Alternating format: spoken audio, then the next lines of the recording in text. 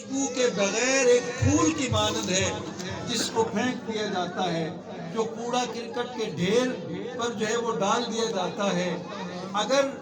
حضور علیہ السلام کی محبت ہے تو زندگی ہے، اور پوری امت جو ہے وہ ایک قوم کی حیثیت سے قائم ہے۔ سبحان اللہ۔ میں جو عرض کرنا چاہتا ہوں کہ صرف یہ نہیں کہ بچے کی ولادت ہے اور ہم اس پر یہ خوشی منا رہے ہیں،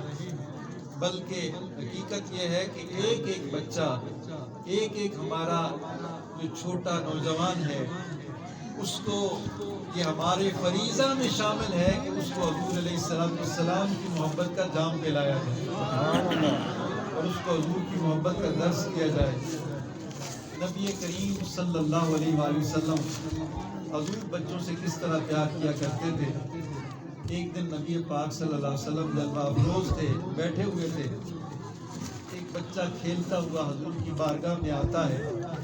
حضور اس کو گود میں لے لیتے ہیں اور حضور اس کا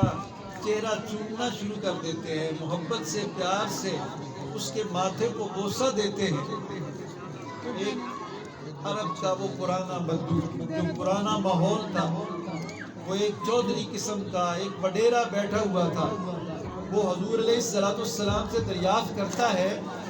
اے نبی صلی اللہ علیہ وآلہ وسلم، کیا آپ بچوں کا منہ چومتے ہیں؟ ہم نے تو کبھی ایسا نہیں کیا، ہم نے تو بچوں کو اس طرح گلے سے نہیں لگایا، اس طرح ان کی بلائیں کبھی نہیں کی، تو آپ اس طرح محبت کیوں کر رہے ہیں؟ یہ تو ہم جو بڑے لوگ ہیں ان کی شان کے خلاف ہے کہ ہم بچوں کو گلے لگاتے رہیں، ان کے چہرے کو بوسے دیتے رہیں، یہ ہماری عزت کے خلاف ہے۔ میرے آقا نبی کریم صلی اللہ علیہ وآلہ وسلم نے فرمایا کہ اگر تیرے دل سے اللہ نے شفقت کو چھین لیا ہے، محبت کو چھین لیا ہے، تو اس میں کیا کر سکتا ہوں؟ لیکن یہ لوگ سن لو قیامت تک آنے والے، حضور فرماتے ہیں من لم یرحم صغیرنا ولم یعقر کبیرنا فلیس منا، جو ہمارے چھوٹوں پر رحم نہیں کرتا، بڑوں کا احترام نہیں کرتا، اس کا محمد کریم سے کوئی واسطہ نہیں۔ حضور فرماتے ہیں جو میرا ہے، جو میرا امتی ہے، جس نے میرا کلمہ پڑھا ہے، اس کو یہ سیرت اپنا لینی چاہیے کہ وہ بچوں سے محبت کیا کرے، بچوں سے پیار کیا کرے۔ نبی کریم صلی اللہ علیہ وآلہ وسلم بچوں سے کس طرح محبت کرتے تھے۔ آقا علیہ السلام آپ کے پاس جب آپ مدینے میں تشریف لاتے، کہیں آپ سفر پر جاتے، جب واپس مدینے میں آتے تو مدینے کے سارے بچے اکٹھے ہو کر نبی پاک صلی اللہ علیہ وآلہ وسلم کا استقبال کیا کرتے۔ سبحان اللہ۔ جو ہے وہ جسم اقدس سے، حضور کی ٹانگوں سے، حضور کے جسم اقدس سے اپنے آپ کو جو ہے وہ چمٹ جاتے حضور علیہ السلام کے ساتھ۔ حضور کسی کو سواری پر سوار کر لیتے، کسی کو گود میں اٹھا لیتے، اور بچوں کے لیے یوں ہوتا جیسے آج عید کا دن ہے۔ حضور اس طرح مدینے میں جلوہ گر ہوتے۔ حضور کی بارگاہ میں ایک یہودی بچہ آتا، حضور کو کبھی کبھی سلام کر لیا کرتا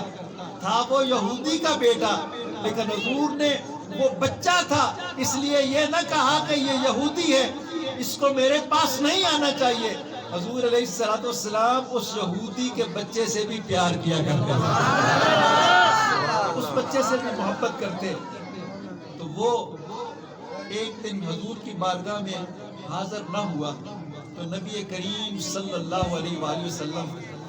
اس کے گھر تشریف لے گئے کہ میں اس بچے کا پتہ چلاؤں کہ اس کا کیا حال ہے۔ حدیث کے الفاظ ہیں، نبی کریم صلی اللہ علیہ وآلہ وسلم آپ جب اس کے پاس تشریف لے جاتے ہیں تو آپ دیکھتے ہیں کہ وہ بچہ بیمار ہے اور اس کا جو باپ ہے وہ اس کے سرہانے بیٹھا ہوا ہے اور وہ تورات کی تلاوت کر رہا ہے، اور تلاوت اس نظریے سے کر رہا ہے کہ میں تلاوت کروں گا تو اس کی برکت سے میرے بچے کو صحت ہو جائے گی۔ وہ اس طرح اپنے دل کو تسلی دے رہا تھا کہ حضور علیہ السلام جلوہ گر ہوتے ہیں، آقا علیہ السلام آپ جب تشریف لے گئے، دیکھا کہ وہ بچہ بیمار ہے، میرے آقا نبی کریم صلی اللہ علیہ وآلہ وسلم نے اس کے باپ کو مخاطب کر کے کہا کہ اے یہودی، انشدک بالذی انزل التوراۃ هل تجد فی کتابک ذا صفتی و مخرجی، اے یہودی مجھے بتا، تو یہ تورات کھول کے بیٹھا ہوا ہے، کیا اس تورات میں، اللہ کی اس کتاب میں جو حضرت موسیٰ علیہ السلام پر نازل ہوئی،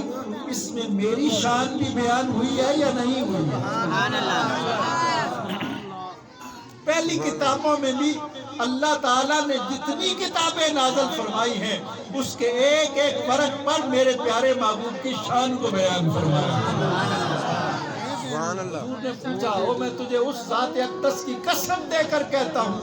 جس نے یہ تورات نازل کی ہے، بتا تو صحیح، کیا اس کتاب میں میرے اوصاف، میری شان کو بھی پاتا ہے، وہ مخرجی، اور میرے اس مدینے کا بھی ذکر تمہاری تورات میں ہے یا نہیں ہے؟